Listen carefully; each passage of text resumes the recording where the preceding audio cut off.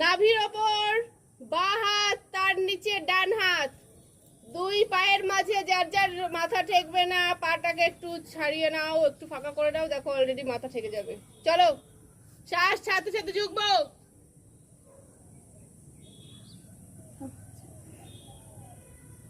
থাকবে কিছুক্ষণ। চলো আরেকবার,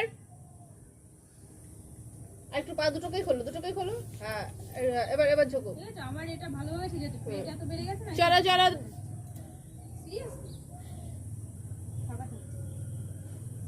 চলো ধীরে ধীরে ওঠো। হ্যাঁ পা ভাঁজ, যে পা ভাঁজ করেছে তার উল্টো হাত একদম আসছে না, একদম ঠিক মার্কা মারা জায়গায় রয়েছে।